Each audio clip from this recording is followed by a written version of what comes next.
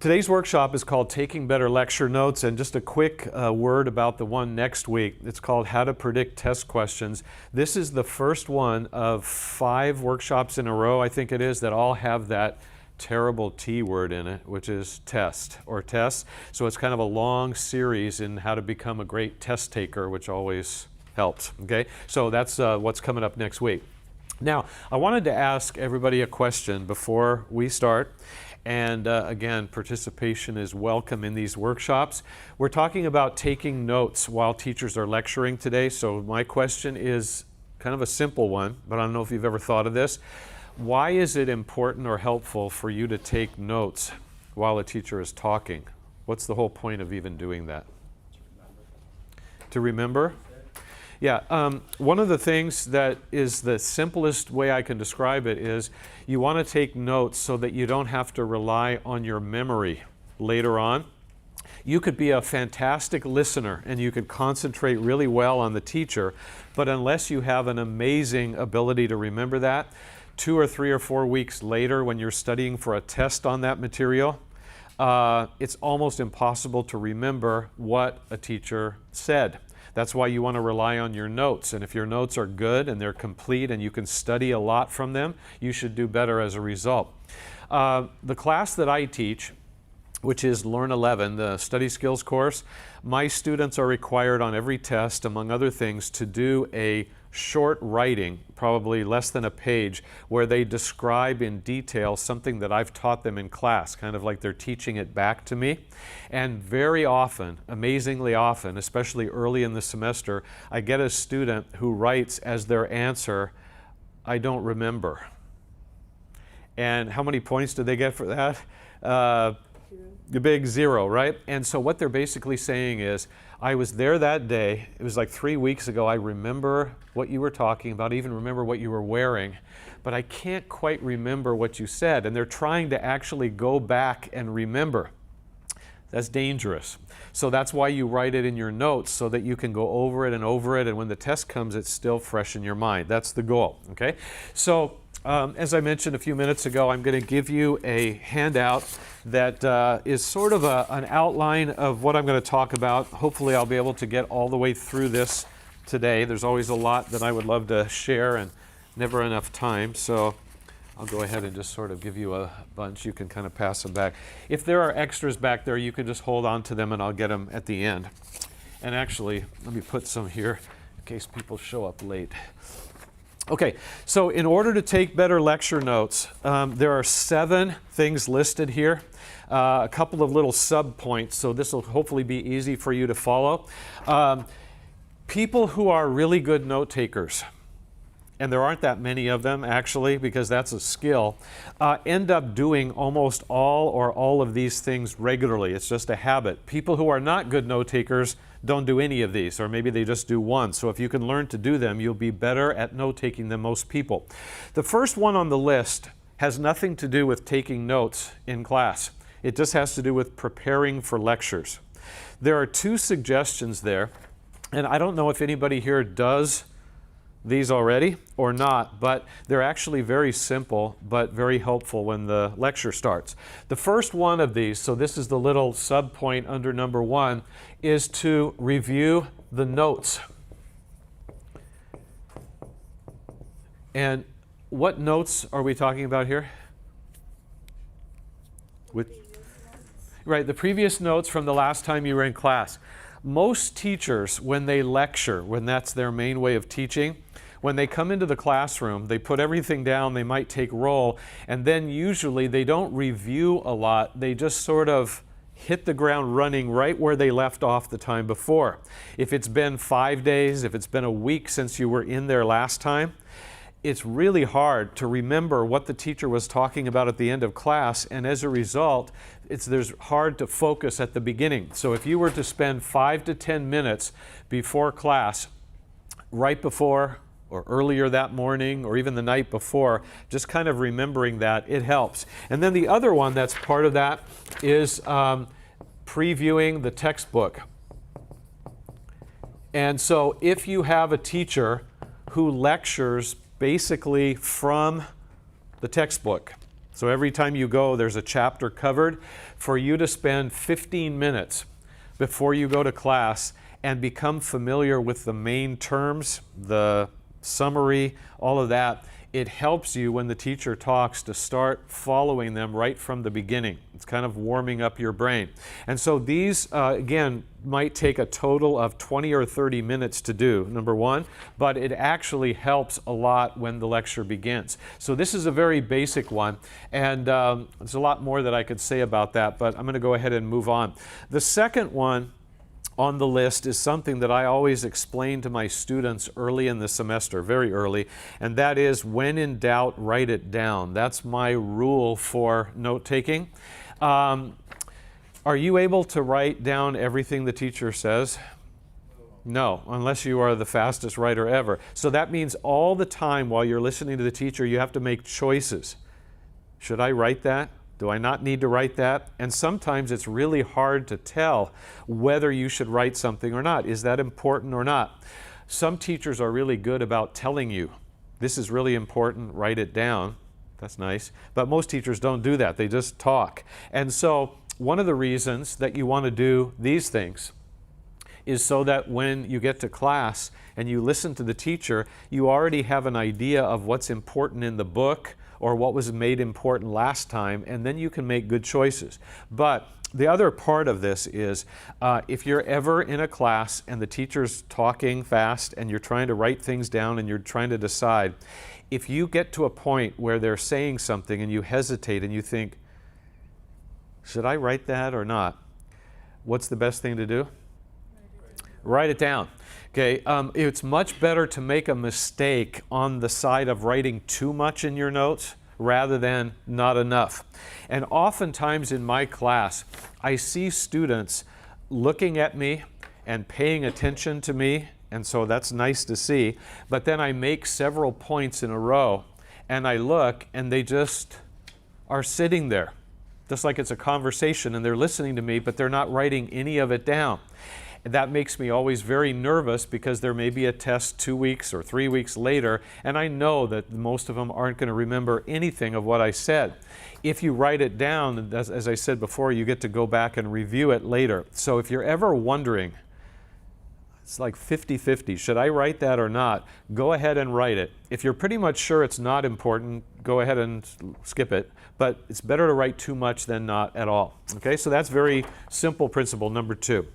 Okay, now for these next couple, I'm going to slow down a little, take a little more time.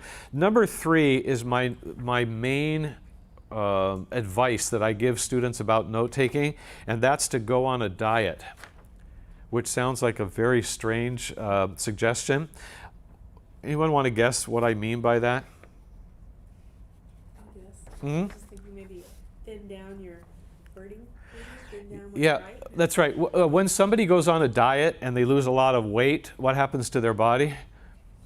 Yeah, shrinks, right? That's what you're trying to do. Now, I just got through telling you that the number one mistake that most people make is that they don't write enough. They sit and listen, but they don't write enough. That's a problem. The second most common problem is this, and that is once their hand starts moving and they start writing, they write way too many words. And every time you're writing these words, the teacher is always talking faster than you're writing, which means you're falling further and further behind. It gets very frustrating, especially if your teacher really is fast, like a lot of them are. And so what you should do is learn to go on a diet.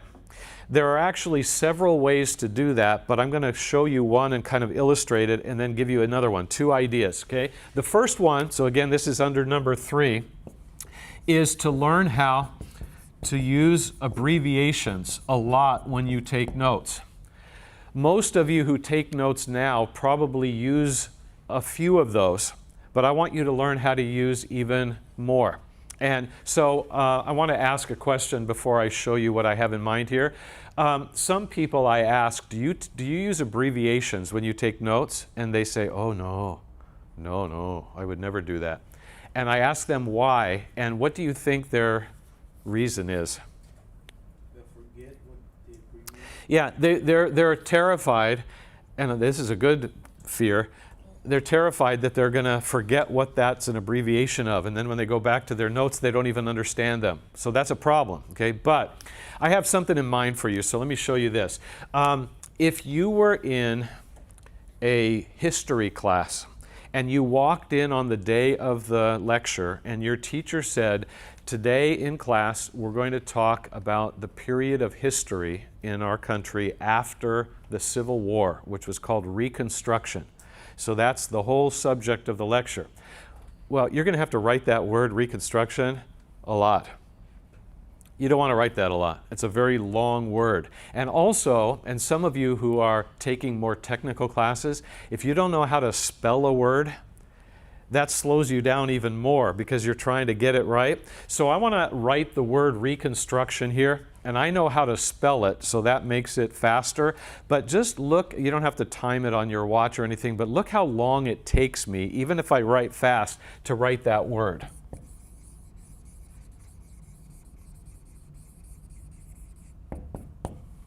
Okay, what is the teacher doing while I'm writing that? Yeah, talking. If you ever get a teacher who says, that's a long word, I'll wait while you all write it down, you should almost have a heart attack. They never do that. They're just talking. Okay, so while you're writing, they're getting further and further away from you, and so this is a mistake. Well, one abbreviation that people sometimes think of for this would be something like this, and that's a lot shorter, and even though it doesn't seem like it matters that much, every second is kind of important when you're racing to stay up with the teacher. So this would be good. What's wrong with this abbreviation? It'd be a couple different things. Yeah, this could stand for lots of things, right? And that's what we were talking about before. You don't want to get confused about that. But I'm going to give you a suggestion, and I know this is going to sound like a bad idea, but you just have to sort of hang with me for a minute. My favorite abbreviation of this word is not this or this, it's this. And that's a real abbreviation. That's like a diet down to one letter. Now, what I'm not saying is that when you abbreviate things, that it should always be one letter. Anything you do to make it shorter is good. But this looks like a terrible idea. Why? Because that could stand for thousands of words, right? And can you imagine if you wrote notes and you thought of this really good abbreviation and you used it all over the page, and then you looked at it like 3 weeks later before the test and you have no idea what R is? That's bad. That's really bad. So this brings me back to the first point that I made on the outline, and that is to prepare for lectures.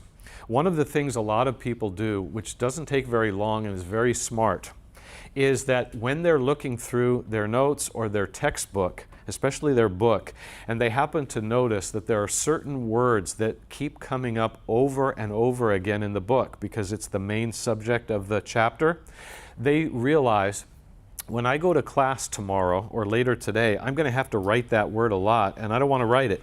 So what they do is they find a sheet of paper, they write the word abbreviations at the top, and they abbreviate that. And then, in this example, they would write R equals, and then write the word Reconstruction. And then they look in that same chapter, and they notice the President of the United States during most of that time was a man named Andrew Johnson. And what is a good abbreviation for Andrew Johnson? Yeah, AJ. But all of you have had history classes. You know that there are hundreds of names in there. And so there could be another AJ. You don't want to get that mixed up. So you go back to your little page and you write AJ equals Andrew Johnson, and maybe just write 2 or 3 more. When you get to class and you're ready to take notes, and I'm sitting next to you, and I haven't even looked at the book, I don't even know what the lecture's about at all, as soon as the teacher comes in and says, today we're going to talk about Andrew Johnson and Reconstruction, and then they just start talking really fast, I'm sitting there, reconstruction, and I'm going really slowly, and you're writing your abbreviation down and then going fast, and then when you go back later to review your notes, you don't have to remember, now what was A J, what was R, because it's on your little key. So it takes your memory out of it, which is good. So especially when a teacher of yours lectures from the book, you can look ahead of time and try to make a little strategy like this. And again, it doesn't take very long, but it helps when the time comes. So that's what I mean by abbreviations. And I'm going to show you a couple more examples in just a little while. And then the other part of this number 3, talking about going on a diet with your notes, is this. I'm going to say this 2 different ways. One is leave out unimportant words. Okay. When you're writing notes in class, are your notes supposed to be usually beautiful, full sentences? No. And what some people do is they write these beautiful sentences all the way out, and that slows them down because, again, you're trying to shrink what you do. So what you want to do is make your notes something that an English teacher would have a heart attack looking at, because it's terrible English and all that, terrible grammar. And as a result, it's all choppy. All kinds of words are taken out, and it's just the basic words that you need. And again, I'm going to show you how this looks in a few minutes.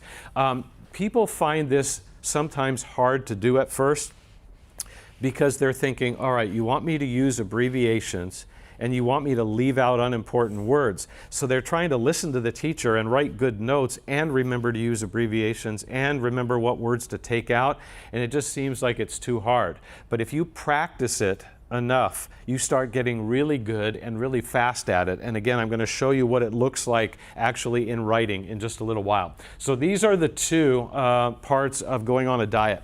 Okay, now the next one on the list is number 4, which is know your instructor. And this could mean a lot of different things, but I have one specific idea and then a follow-up to it. The first one is to understand your teacher's lecture style. So this is the first part of that, their lecture style. Okay. You know that from your experience as a student, whether that's a lot of experience or a little, you know that every teacher has a different way that they get their material across. How many of you have a teacher this semester who uses the screen and shows PowerPoint or something similar to that? We got any? Only a few? Only a few. How about teachers who write on the board? Got some of those? Okay. Some people give handouts and go off of that. Okay. And then other people, other teachers, just stand there and talk. You have nothing to look at. It's just talk, talk, talk for 2 or 3 hours. Okay. That makes it hard. So what I mean by the lecture style is, what does your teacher want you to write in the notes? Okay, some teachers are very good about telling you ahead of time, this is what you should write. But quick question for you. When you see something on a board that somebody wrote, or it's on the screen like on a PowerPoint, should you write those things down in your notes? What do you think? Yeah, the answer to that officially is not sure. It depends on the teacher. Okay, some teachers, if you ask them, I noticed that you use the board a lot, or that you have the PowerPoint. Am I supposed to be writing all that down? Some teachers, you know what they'll say? They'll say, yes, that's why I'm writing it up there. So you need to write it. But there are other teachers who say, you don't have to write all that down. It's all in your book. I'm just giving you all of that as a visual aid so you can follow me better when I teach, and you can write a little of it, but you don't have to sit there writing like crazy. Those of you who have teachers who use PowerPoint, if you've ever had this, teachers don't understand how long it takes for people to write things down. And so they're clicking, clicking, clicking to the next one, and you almost get a sore neck trying to write all that down. And sometimes you need to write it, but sometimes you don't. So you're trying to understand early in the semester for every teacher, because they're all different, what do you want me to write? How do you want me to write the notes? Okay? And then the other part of this is this. I'm going to sort of introduce this first before I write it on the board. There is a habit that you can get into doing that I bet nobody here has ever done in your life. that will take you less than 5 minutes, and it'll help your notes to be much better after that, and should help you get better grades. So that should sound pretty good. It's just a few minutes of your time, and it helps everything get better. And here's what it is. When you show up to most college classes the very first day, what does the teacher usually do the first day? Talks about the class. So they usually give you the syllabus. They explain what you're going to be doing, the rules. Usually they don't lecture very much unless it's like a 3-hour class. And so they just kind of introduce the class, right? Then the second time you go, that's usually the start, right? So this is the first lecture. And unless you've had that teacher before, which you probably haven't, this is the first experience you've ever had watching this person teach and listening to them. It's all new to you, right? So here's the little habit. When the first lecture of the semester is over and the teacher says, I'll see you next week, and everybody starts walking out the door, what I want you to do is not walk out the door, but instead walk up to your teacher and show the teacher something. What are you going to show them? Yeah, your notes. Have you ever shown a teacher your notes before? Most people say, are you kidding? You know, I would never do that because they're sort of embarrassed about them, but this is one of the best things that you can ever do. The reason for that, let me go ahead and start that with you. The reason for that is this. There are a few teachers, who will not react very well to this, but most teachers will really react well. If you walk up after the first lecture, your teacher doesn't really know who you are yet. They're still learning the names. So you would go up to them as they're getting ready to leave the room, and you'd say, you'd introduce yourself, and then you'd say, I wonder if you could do me a really big favor. I took notes today.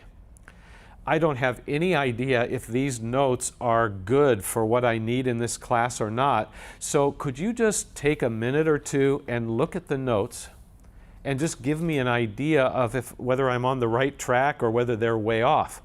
Okay, every once in a while a teacher won't help you. But most teachers will be so excited that you actually care that much to ask them to look at your notes that they'll be very happy to. And so here's what will happen. The teacher says, oh sure, that's fine. And so you give them your notes and they put it on the podium right in front of them. I know that that's a little bit scary for you to stand there watching the teacher evaluate your notes. But here's what will happen sometimes, not very often, but sometimes. The teacher will look at your notes and then they'll say, yeah, these are good, these are good. And you say, really? Okay, that's good. And then if that's the case, if that happens, how are you going to take notes every time you go to class after that? Yeah, same way, right? But is that usually going to happen? No. Instead, here's what's going to happen. You give your notes to the teacher. Yeah, sure, let me look at them. And then while you're standing there, the teacher starts looking through your notes and starts making this sound that only teachers can make. It's like this.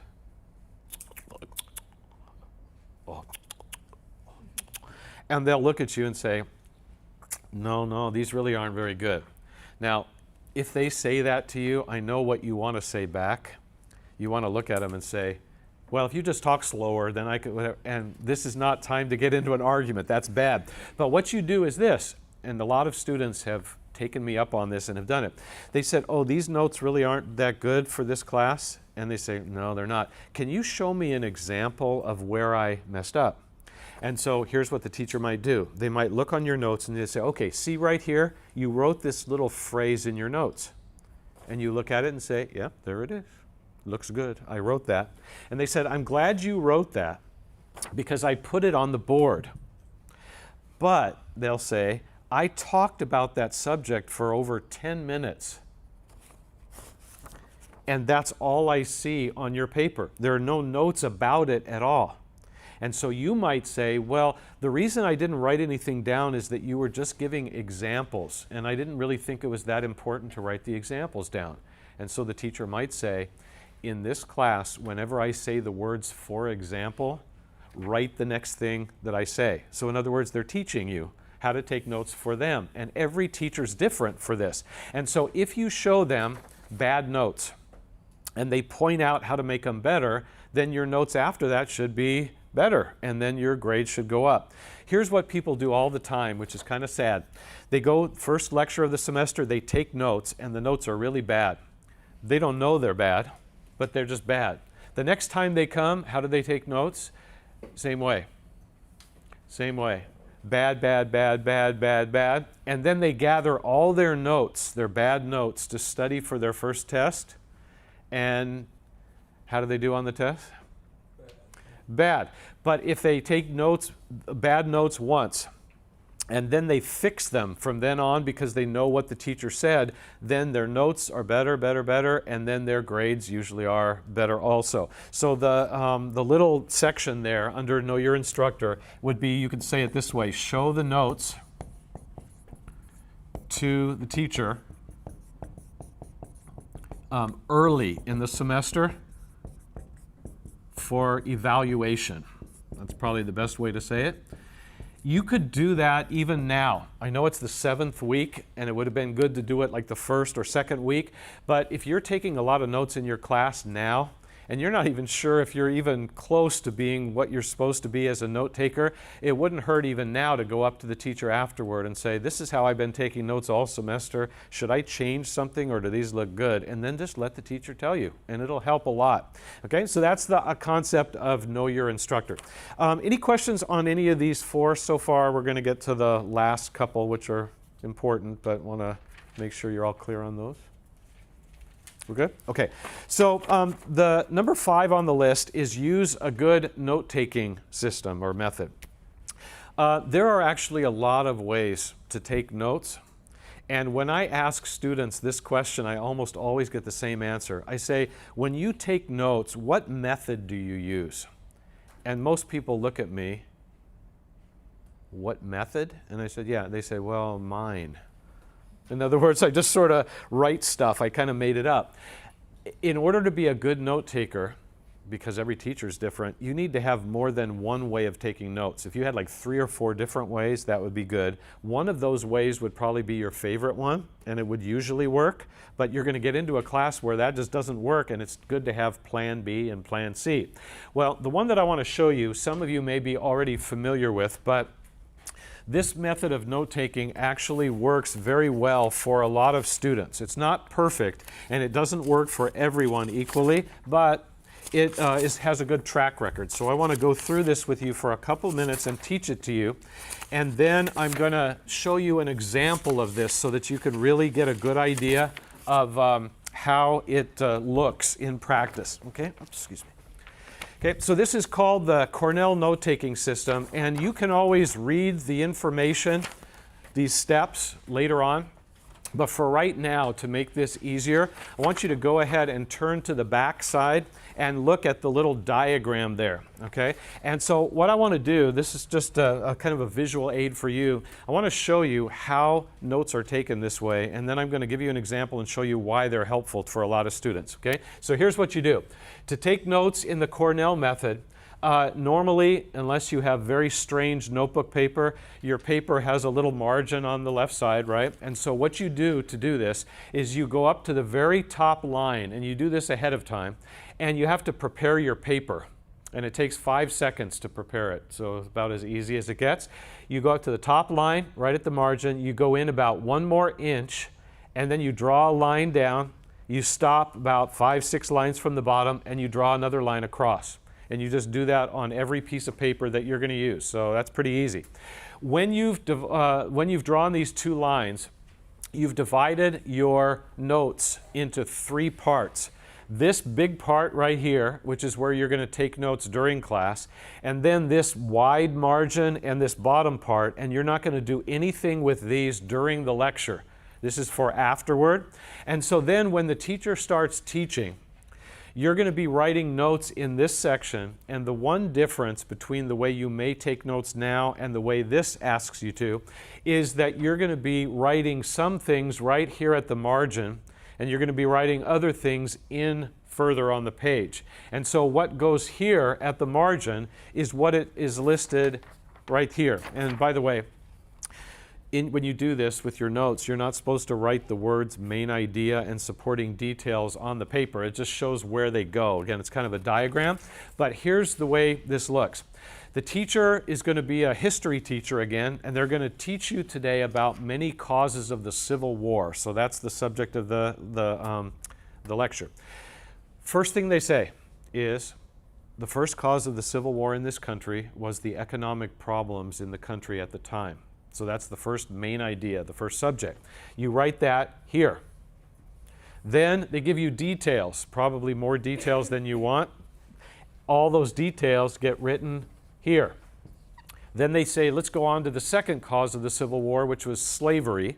And you go back here and write that. Then you write the details about it. And that's basically the way you take notes during the class. Again, nothing over here, nothing down here, just the notes.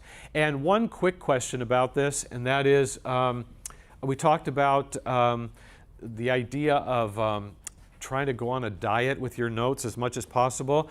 On which part of these would you need to go on a diet more?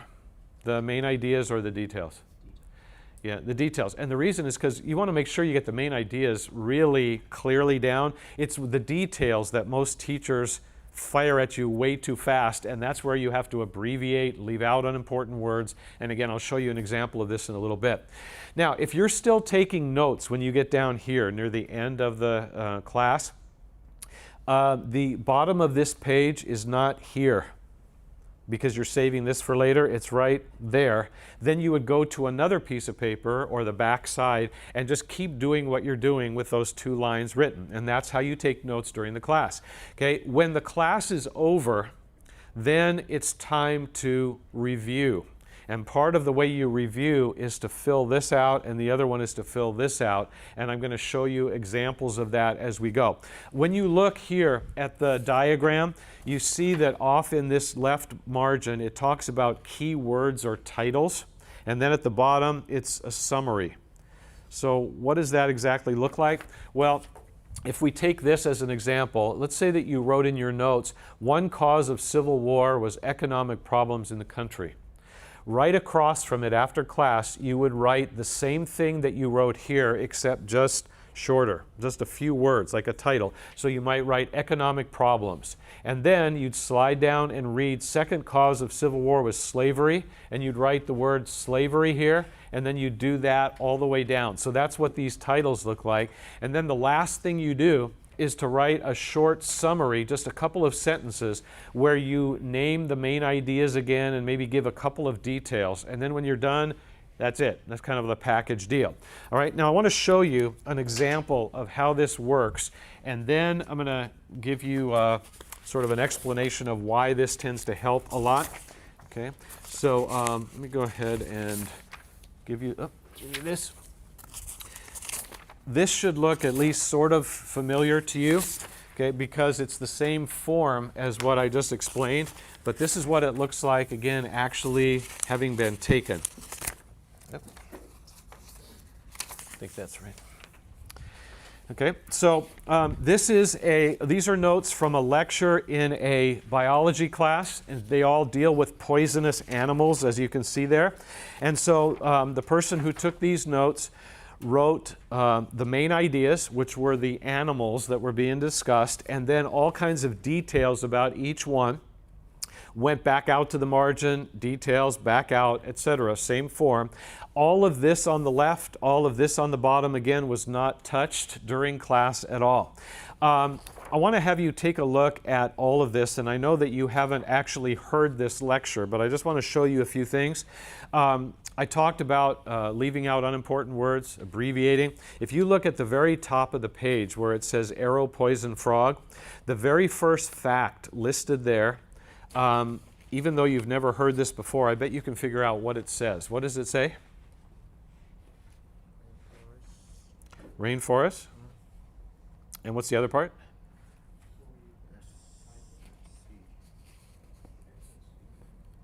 Yeah. All right. See, this is hard going backwards from not having heard it, right? What this first phrase was in the lecture was, this animal, the arrow poison frog, lives in the rainforests of South and Central America. Okay, that's what that means.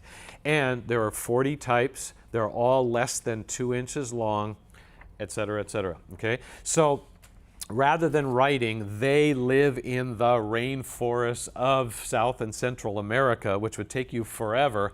You try to figure out a way to shorten words, to abbreviate, and just write it like a skeleton without any meat on it. That's the way I describe the notes. And again, if you gave this to an English teacher, they'd have a heart attack looking at it because it's all terrible, no correct spelling, grammar, it doesn't matter, okay? As long as you understand what it means, that's the important thing.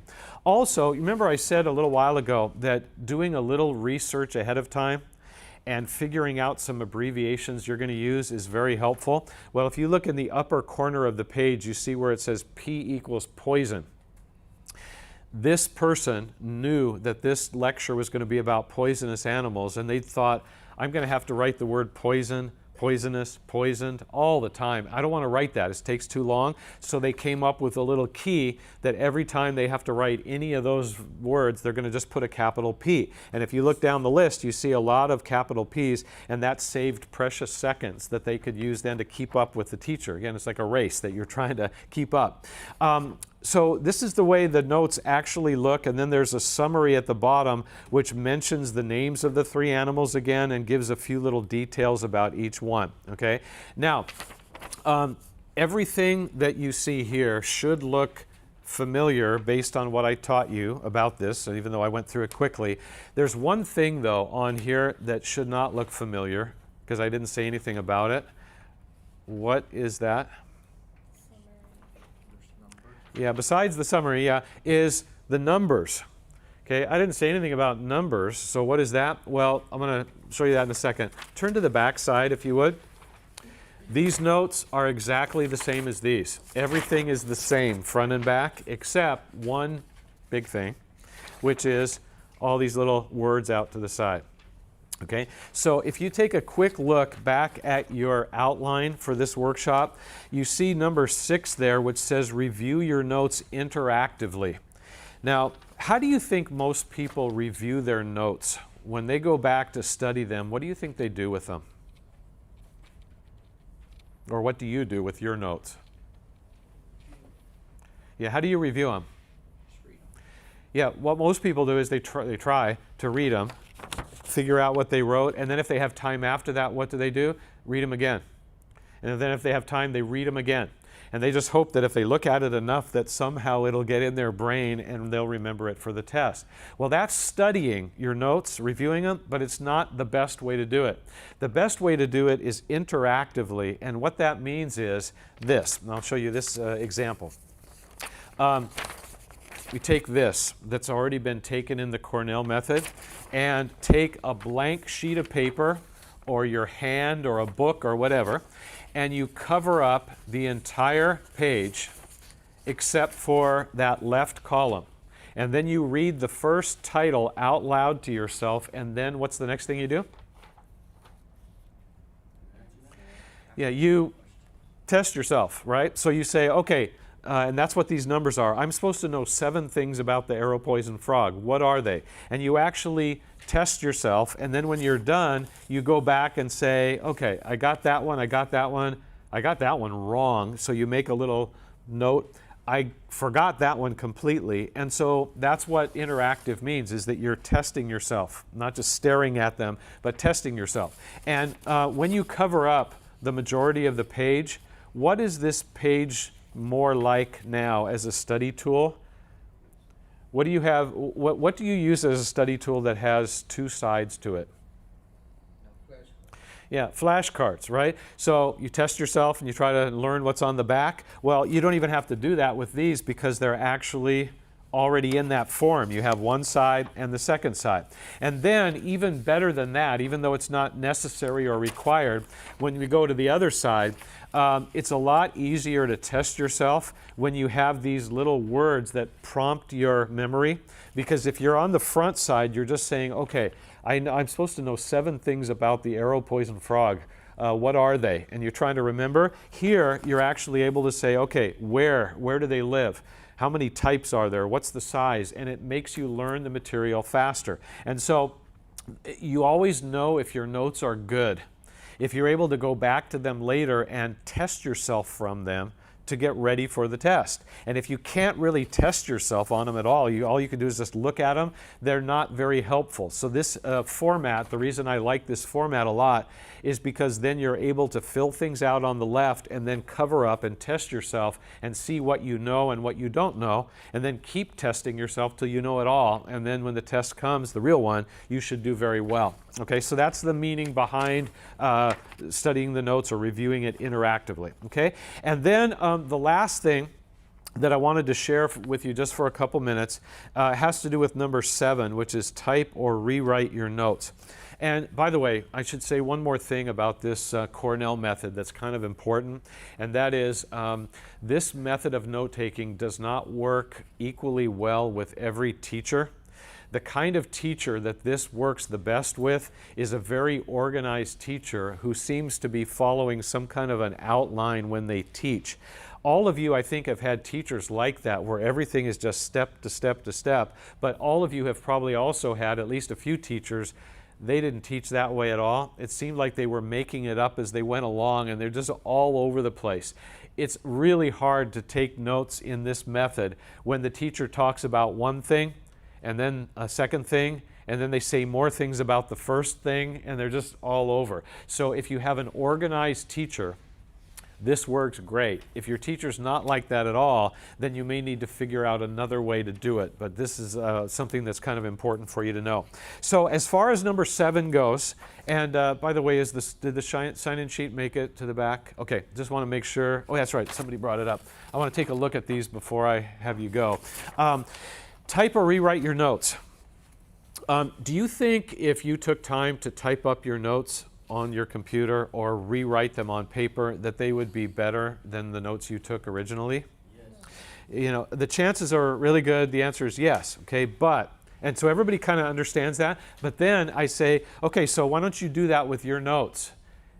And everybody says, you want me to rewrite them? You want me to type them up? You know, it seems like I don't have time for that. It takes a lot of effort, and I understand that. Okay. I've even had a few people say, so you think it's important to type up your notes or rewrite? And I said, yes, it's very helpful. And they actually handed me their notes and say, could you do that for me? And I said, no. First of all, I'm really busy, but second of all, that misses the whole point. And so what I wanted you to be aware of for this is when you're sitting there at your computer and you're reading your notes, and you're trying to figure out how to say them better, or you have paper and you're trying to rewrite them, you're not just copying everything, but you're trying to redo them, what are you doing basically while you're rewriting them or typing them? Yeah, you're reading them over and you're thinking about them, which means you're reviewing them, which is really good. And so the act of doing that, of typing or rewriting your notes, is review, it's study. And then when you're done, you have notes that are better than the ones you took in class. And so you may not be able to do this with every class you have, but if you have one class in particular where the teacher talks really fast or gives a huge amount of information, one of the best things you could do later that day or that night while it's still sort of fresh is to go back over your notes and type them up or rewrite them. And then the notes are better, you've studied while you were doing it, is all good. So I know it seems like a hassle, like it takes time, but there's a lot of benefit to doing it. So I would definitely recommend that. Okay, let me take a quick look here, and I want to make sure I can read these. Michelle. Okay. Ho-Chen. Okay, I just want to make sure I've got the names right. Okay, good. All right, so I'll email all these teachers later today. Remember, next week is the workshop on how to predict test questions. I think that's kind of a helpful thing, so I'd love to see you back for that one. And thanks for coming today.